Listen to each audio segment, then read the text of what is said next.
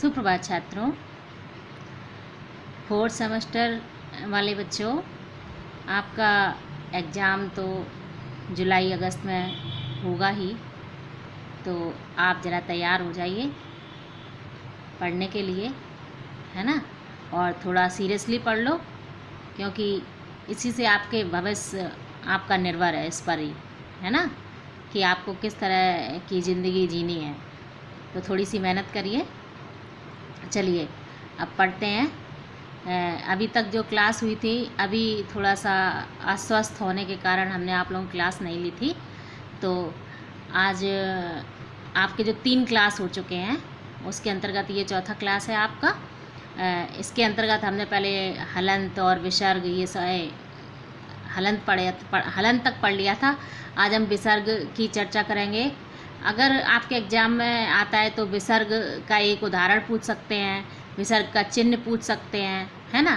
तो देखिए, ये विसर्ग का चिन्ह है, ये देखिए, ये विसर्ग का चिन्ह है, सभी बच्चे जानते हैं, है ना। चलिए अब हम ये देखेंगे कि क्लास में हम कैसे बच्चों को बताएंगे कि हमें विसर्ग कहाँ कहाँ और कैसे कैसे लगाना है, ठीक है। अब जैसे कि ये है, विसर्ग के साथ स्वर या व्यंजन लगाने से इसमें ध्वनिगत परिवर्तन होता है। ध्वनिगत परिवर्तन क्या होता है, कैसे? जैसे कि पहले हम कहें कि राम, है ना। अब अगर हमें राम में विसर्ग लगानी है तो हम क्या कहेंगे, रामः, है ना। तो जो ध्वनि निकली उसमें क्या हो गया, परिवर्तन हो गया। विसर्ग सदैव किसी न किसी स्वर के बाद लगता है, स्वर के बाद लगता है। अब आप कहो कि राम, तो राम में माँ है, ये व्यंजन है, लेकिन माँ के साथ साथ उसमें आ भी है ना, राम में, तो इसलिए वो राम के बाद लगेगा, मतलब आ के बाद लगेगा। तो विसर्ग सदैव किसी न किसी स्वर के बाद लगता है। इसका वाचन करते समय अंत में आहा की ध्वनि निकलती है, जैसे सह, रामः, सुरेशः।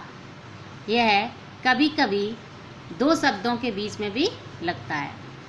2 शब्दों के बीच में कैसे जाए, दुख, अध्यपतन, अंतः कथा आदि। एक तो विसर्ग स्वर के बाद लगता है, ठीक है ना। जैसे कि ये सा में लगा है, राम में लगा है और सुरेश में लगा है। और कभी कभी ये 2 शब्दों के बीच में भी लग जाता है, जैसे कि ये देखो, दुख में लगा है, अध्यपतन में लगा है, अंतः कथा में लगा है। तो ये तो हो गई विसर्ग की जानकारी, है ना। अब ये विसर्ग की जानकारी आप जब क्लास में देंगे तो किस प्रकार से देंगे, हमने थोड़ी सी इस पर भी चर्चा की है। शिक्षक द्वारा गतिविधि कैसे आप बच्चों को बताएंगे, है ना। देखिए, शिक्षक अर्थात आप, छात्र अध्यापक, है ना।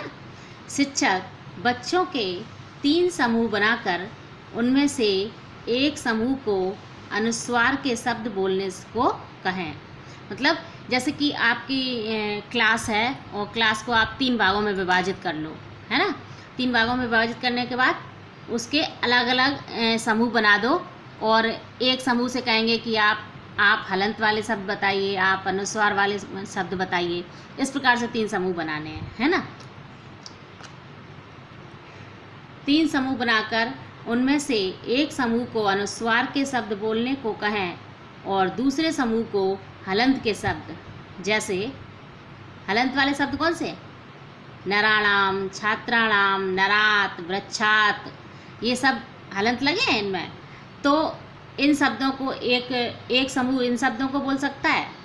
अब आपके एग्जाम में कैसे आ सकता है कि हलंत लगा के एक शब्द बनाइए, इस प्रकार से भी आ सकता है। या एक गलत शब्द दे देंगे जिसमें हलंत ना लगा हो और उसमें हलंत लगाना हो, इस प्रकार से उसे सही करने के लिए देंगे, इस प्रकार से भी आ सकता है ना। या कहें कि कुछ शब्द ऐसे बताइए जिनमें हलंत लगता हो, इस प्रकार से भी पूछ सकते हैं, है ना। तथा तीसरे समूह को विसर्ग के शब्द बोलने को कहें, जैसे बालकः, शशकः, शुकः, कृष्णः आदि, है ना।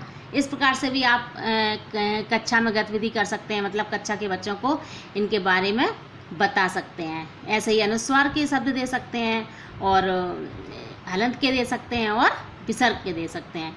और दूसरा कौन सा तरीका हो सकता है इनको सिखाने के लिए बच्चों को? शिक्षक इसके लिए कार्ड विधि का प्रयोग कर सकता है। 3 समूहों में बच्चों को अलग अलग अनुस्वार, हलंत और विसर्ग के शब्द छांटकर कार्ड पर लिखने को कहें तथा शुद्ध उच्चारण करवाएं। अब शुद्ध उच्चारण किस प्रकार से होगा, है ना, उसका भी थोड़ा सा तरीका देख लो कि आप बच्चों से शुद्ध उच्चारण कैसे करवाएंगे। देखिए, शिक्षक गद्य और पद्य का आदर्श सस्वर वाचन करें। शिक्षक अर्थात आप स्वयं, छात्र अध्यापक। पहले आप क्या करेंगे? आदर्श का मतलब होता है कि बिल्कुल सही, है ना। आदर्श सस्वर वाचन करें, पहले आप स्वयं सही उच्चारण करें, फिर छात्रों से उसका अनुकरण वाचन करवाएं। पहले आप सही बोलें, फिर छात्रों से उसका उच्चारण सही से करवाएं, है ना।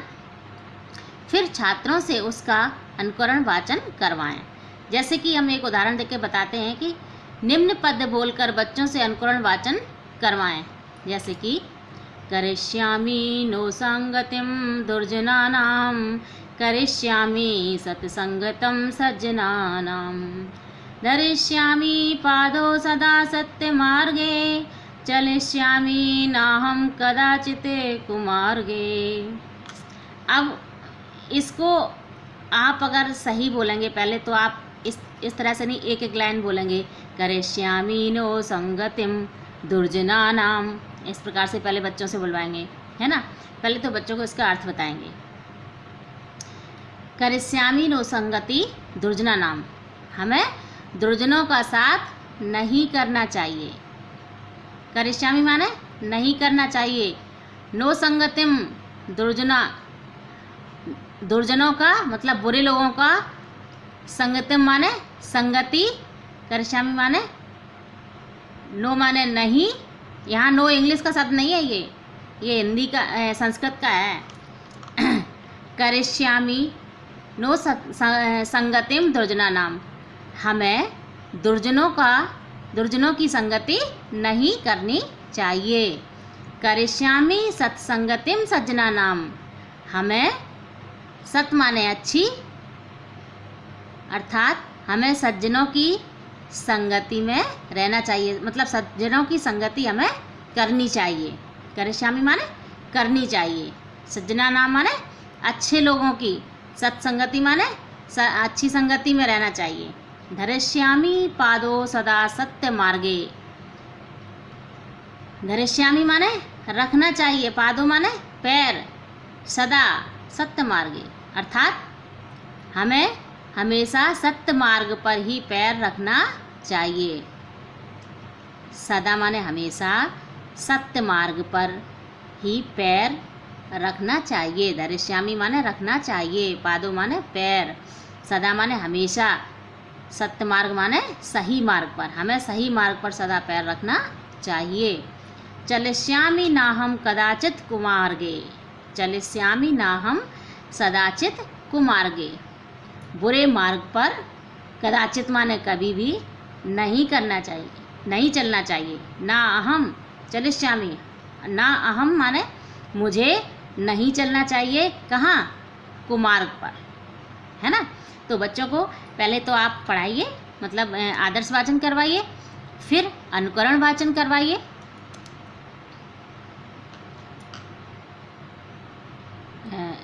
दिखा नहीं आपको शायद, देखिए, करिष्यामि नो संगतिम दुर्जनानां, हमें दुर्जनों की संगति नहीं करनी चाहिए, अर्थात बुरे लोगों के साथ में नहीं रहना चाहिए, उनकी संगति नहीं करनी चाहिए। करिष्यामि सत्संगतम सज्जनानां, और कैसी संगति करनी चाहिए? सज्जनों की संगति करनी चाहिए, है ना। और धरिष्यामि पादो सदा सत्य मार्गे, सदा माने हमेशा, सत्य मार्ग पर ही पैर रखना चाहिए। धरिष्यामि माने रखना चाहिए।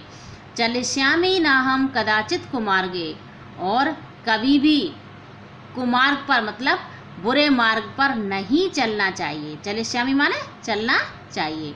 तो इस प्रकार से आप आदर्श वाचन करवाइए, उसके बाद अनुकरण वाचन करवाइए, है ना। फिर बच्चों को उसका अर्थ भी बताइए। और इसमें आप क्या कर सकते हैं, इसमें शिक्षक कठिन शब्दों का उच्चारण करे और छात्रों से कराए। पद के आधार पर छात्रों से प्रश्न भी पूछे, जैसे कि अभी हमने जो पद पढ़ा उसके हिसाब से कस्य संगतिम न करिष्यामि, हम बच्चों से पहले तो उनको अर्थ बता देंगे, फिर पूछेंगे कि कस्य संगतिम न करिष्यामि। कस्य माने किसकी संगति, ना माने नहीं, करिष्यामि माने करनी चाहिए, किसकी संगति नहीं करनी चाहिए।